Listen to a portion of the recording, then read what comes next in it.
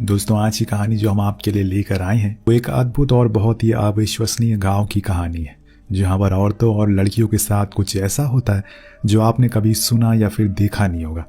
Nora नाम की लड़की जो अपने बॉयफ्रेंड एलेक्स के साथ टेक्सास के आगे मौजूद एक टाउन की ओर जा रही है, जहां पर काफी अच्छे सीनरिक व्यू हैं। दरअसल ये ट्रिप नोरा ने प्लान की है क्योंकि दोनों के बीच कुछ ठीक चल नहीं रहा है और इसीलिए अगर वो कुछ समय साथ में बिताएंगे तो उनका रिश्ता और अच्छा होगा। इतने में नोरा को टॉयलेट आ जाती है। एलेक्स उसे सलाह देता है कि तुम्हें जंगल में चले जाना चाहिए, यहाँ कोई नहीं आता।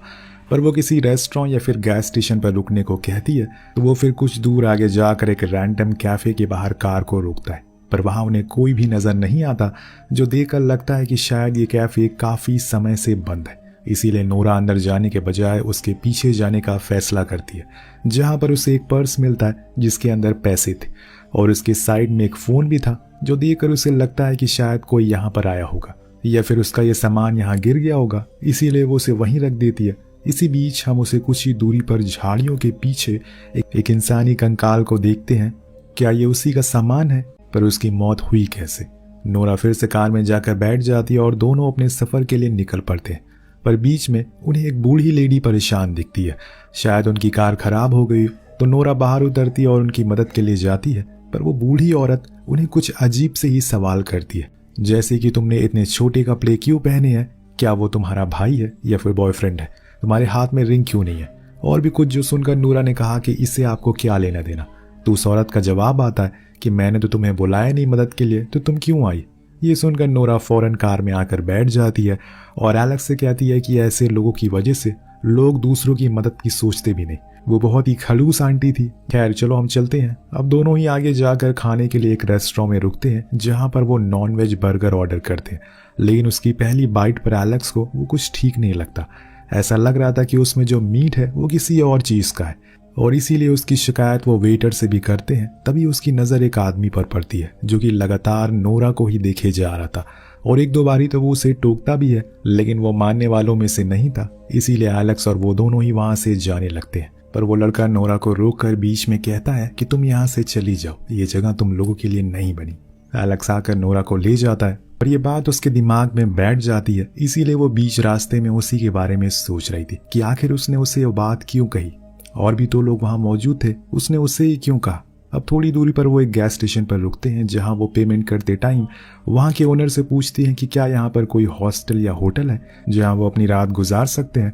वो कहता है कि ऐसा तो कुछ नहीं है, लेकिन आगे जाकर एक केबिन है, तुम वहां जाकर रुक सकती हो। पर वो ओनर बहुत ही अजीब था बात करने में, जो चीज नोरा नोटिस करती है। कार में आकर वो उससे कहती है कि यार पता नहीं क्यों, लेकिन मुझे ये जगह ठीक नहीं लग रही है, सब बहुत ही अजीब तरह से पेश आ रहा है। तो एलेक्स कहता है कि ये गांव है, यहाँ पर सब ऐसे ही होते हैं, कुछ नहीं होने वाला है। जो सुनकर नोरा बोलती है, तुमने उस ओनर को देखा, वो कितना अजीब था, क्या पता वो केबिन उसी किसी रिश्तेदार का हो, मुझे तो ठीक नहीं लग रहा है। लेकिन एलेक्स उसे समझाता है कि ऐसा कुछ नहीं है, मैं हूं ना तुम्हारे साथ, तुम डरो मत। अब दोनों ही वहां उस केबिन तक पहुंच जाते हैं, जिसके बाहर उन्हें काफी सारी कार्स दिखती है, जिससे उन्हें थोड़ा रिलैक्स फील होता है, खासकर नोरा को। इसके बाद वो अंदर जाते हैं तो देखते हैं कि वो जगह काफी पुरानी है।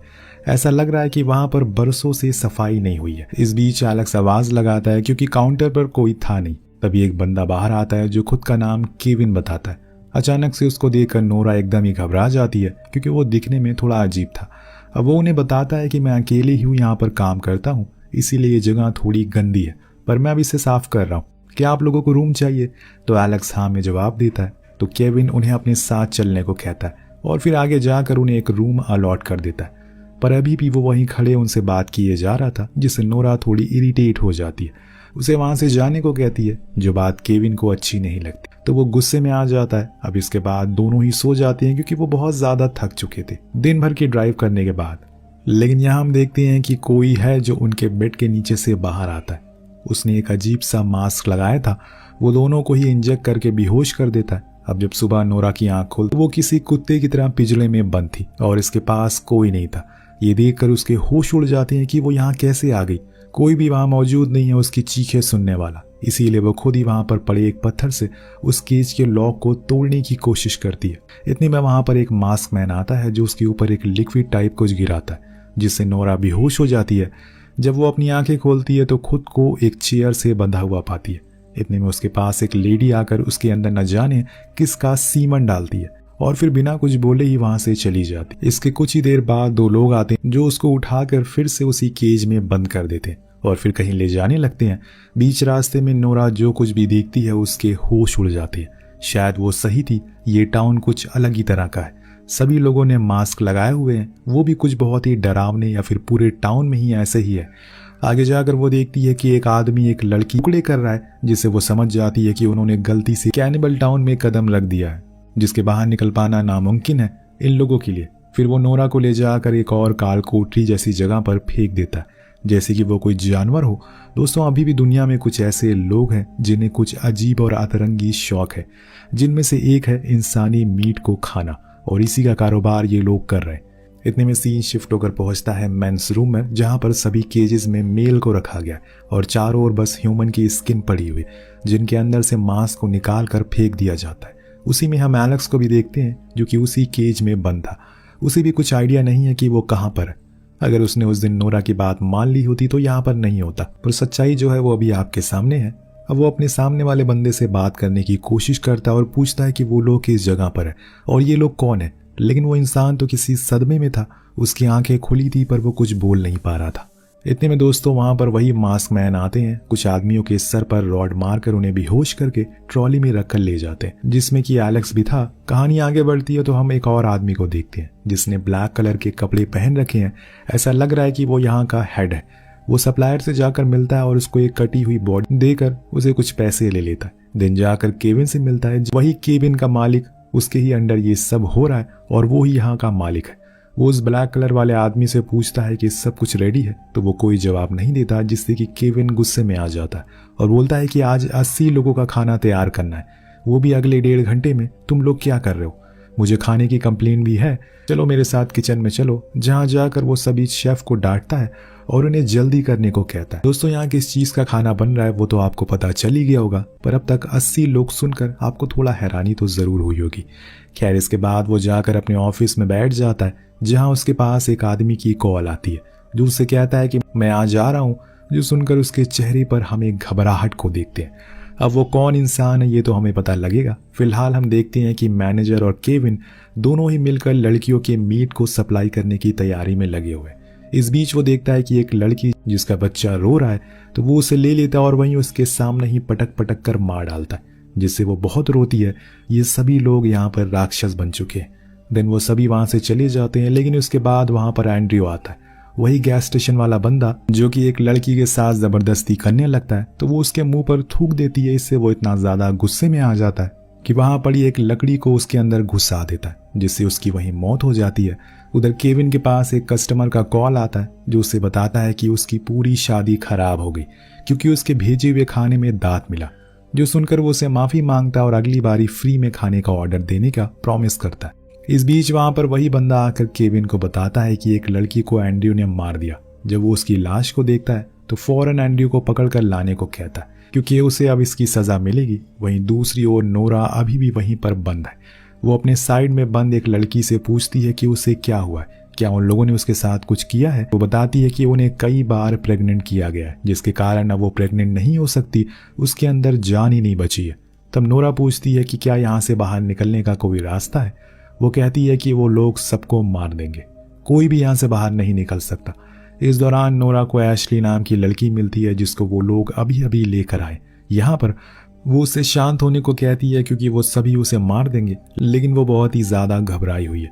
दूसरी ओर एक बंदे ने एंड्रयू को पकड़ लिया है, जिसके बाद वो उसे केविन के पास लेकर आता है, जो उसे बहुत सुनाता है। उसे माफी मांगता है कि वो ऐसा कुछ नहीं करेगा, उसे जाने दे। तो केविन उसे सजा के तौर पर उन सभी लड़कियों को खाना देने को कहता है, जिसको वो बखूबी करता है। लेकिन अंत में वो खाना गिराकर भाग जाता है और केविन से आकर कहता है कि उसने सारा काम खत्म कर दिया। हालांकि वो बंदा भी वहां पर आया था, लेकिन वो केविन के सामने उसे कुछ बोल नहीं सका। फिर केविन ने 3 लोगों को उन लोगों के पास भेजा जो कि अब किसी भी काम के लिए नहीं है। तो वो वही लड़की के पास जाते जो कि नोरा की साइड में थी। वो उस लड़की को बेरहमी से मार देते हैं और फिर उसके टुकड़े करके ट्रॉली में ले जाते हैं। जो सब नोरा अपनी आंखों से देख रही थी, उसे अब किसी भी हाल में यहाँ से बाहर निकलना है, क्योंकि वो ऐसी दर्दनाक मौत तो नहीं मरना चाहती। इतने में वो देखती है कि कोई है जो उसके गेट पर आ रहा है। वो घबरा गई और कोने में जाकर बैठ गई, पर वो तो एलेक्स था जो उसे बचाने के लिए यहाँ आया था। दोनों ही वहां से बचकर भागते हैं और बड़े ही समझदारी से एक ट्रक के पास पहुंच जाते हैं, जिसको नोरा स्टार्ट करने की कोशिश करती है, लेकिन वो नहीं होता। इतने में वहां पर एक बंदा आता है। वो उसे लेकर एक चर्च के पास जाती है तो वो देखती है कि उन लोगों ने जीसस की फोटो पर भी एक मास्क लगा हुआ है जो कि जानवर का था। यानी कि ये लोग एनिमल की पूजा करते हैं। जो हरकत इंसान जानवरों के साथ करते हैं वो वही अब उनके साथ कर रहे हैं। कैलेंडर जाने पर उन्हें एक आदमी देख लेता है, पर ये दोनों वहां से भाग गए थे। लेकिन तब तक उस आदमी ने चर्च की बेल बजा दी थी, जिससे पूरे टाउन वालों को पता लग जाता है कि कोई है जो भाग गया है। इसीलिए सभी चौकन्ना हो जाते हैं। इतने में बाहर एलेक्स एक ट्रैप में फंस जाता है। नोरा उसे फ्री करने की बहुत कोशिश करती है, लेकिन वो ऐसा कर नहीं पाती, जिस चक्कर में वो उसे कहता है कि तुम चली जाओ, मैं अब नहीं बच पाऊंगा। नोरा को बहुत बुरा लगता है उसे ऐसे छोड़कर, पर उसके पास अभी फिलहाल कोई ऑप्शन नहीं है। वहां से भागकर वो पार्किंग में आती है, पर बीच में वो देखती है कि पूरे गांव वाले उसके पीछे पड़े हुए उसे मारने के लिए। उसने एक सप्लायर को मारकर उसकी कार को चुरा लिया, फिर उसे लेकर भागना शुरू कर दिया। पर उसकी किस्मत इतनी खराब थी कि वो कार वहीं रुक जाती है, पर वो लोग उसे पकड़ नहीं पाते क्योंकि नोरा वहां से बहुत ही चालाकी से भाग निकली थी। रास्ते में वो देखती है कि उसी जगह आ गई है जहां वो बंद थी, इसीलिए अब वो एशली को भी फ्री कर देती है और फिर दोनों ही भागकर एक बस में बैठ जाते हैं जो कि स्टार्ट भी हो जाती है। अब नोरा बहुत ज़्यादा खुश थी। वो ये बात एशली को भी बताती है, पर वो उसका कोई जवाब नहीं देती। जो देखने के लिए जब वो पीछे मुड़ती है तो उसे पता चलता है कि उस बस में असल में पूरे गांव वाले पहले से ही बैठे थे, जो बाद में हम देखते हैं कि उन दोनों को फ्राई करके एक डिनर टेबल पर सजा देते और फिर पूरे टाउन वाले उसे खाते हैं। सो कुछ इस तरह से इस कहानी का एंड होता है। बहुत ही डार्क एंडिंग। तो आपको कैसी लगी ये कहानी, जो कमेंट करके जरूर बताएगा। मिलते हैं अगले वीडियो में। Thank you so much watching.